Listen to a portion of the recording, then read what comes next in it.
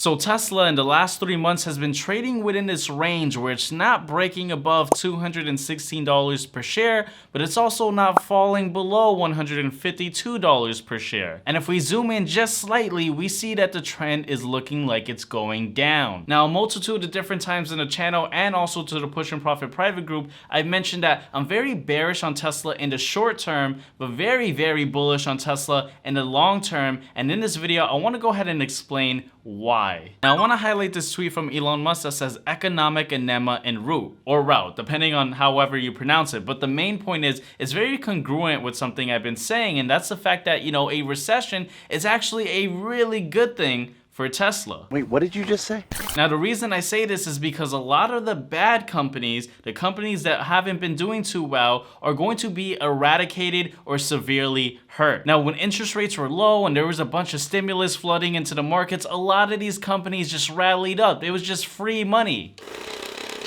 However, when we look at competitors like Nikola, we see that they have been falling down a tremendous amount and actually just made all-time lows recently due to the fact that Nikola has to pause production and cut costs after quarterly losses. Again, going to the main point that I've said a multitude of different times is that Tesla has something called pricing power, and so this is a real big advantage for Tesla. Yeah, Tesla is going to feel the pain going down in the short term. Everything is going to feel the pain going down short term, but having this recession is kind of like washing away all the dirt and letting all the real survivors remain. Another example is Lucid, which is a rival for Tesla, and we see that it's been falling down all throughout 2022 and also still falling down massively in 2023, and is close to making all-time lows as well. And this is due to the fact that in a recent earnings report, Lucid exposed that they lost $550,000 for every car it delivered in Q1. And so while Tesla is going to be feeling the pain in the short term, as every other company is going to be feeling the pain in the short term,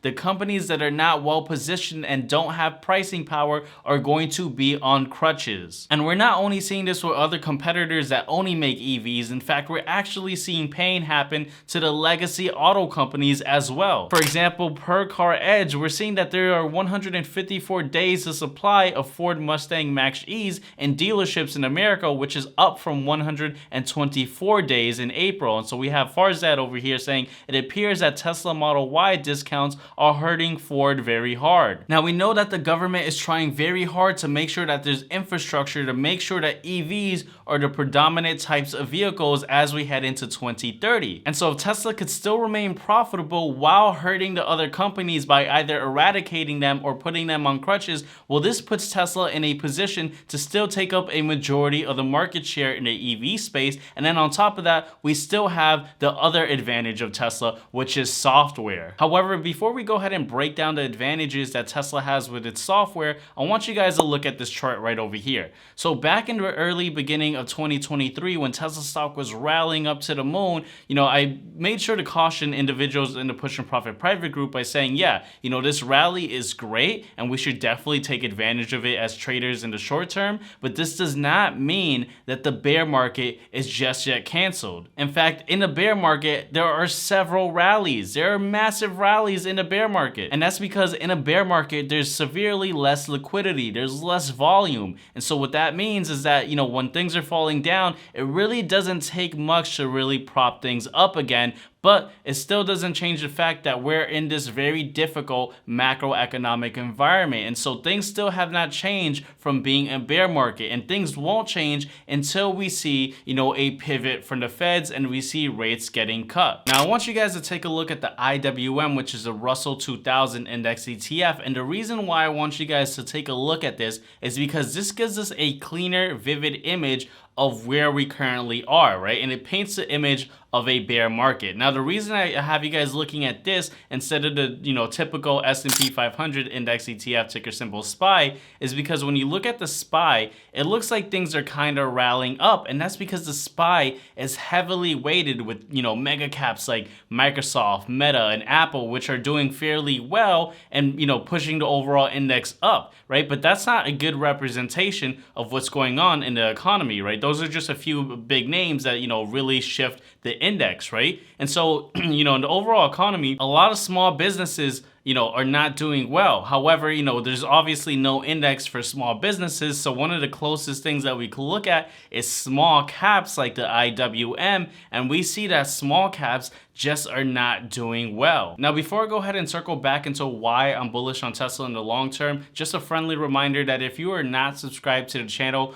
make sure to tap that subscribe button, as it severely does help out with the channel. And also make sure to check out the links in the description below, because one of the links is going to be a link to the Push Your Profit private group. And I also have extended the Mother's Day coupon code. So there is a massive discount if you want to join. It's just all, for one more day before it does expire. But with that being said, I want to circle back into Tesla. The basics of what I'm trying to say with Tesla is that Tesla is in a position where, yeah, it could take a few hits, it could actually lower its price, it could raise its prices. It does have real-time data to be able to do that and actually compete with a lot of the other companies that are in the EV space and kind of beat them out, because no one's going to be able to have low prices like Tesla at this very moment and still be profitable. So Tesla is able to use this to its advantage to really hurt the legacy auto companies like Ford, and also hurt, the EV rivals like Lucid, and of course Nikola. But besides Tesla being able to survive a recession a lot better than its competitors can, because pricing power puts Tesla in a better situation, something else that Tesla has up its sleeve that could really help it generate more revenue into the future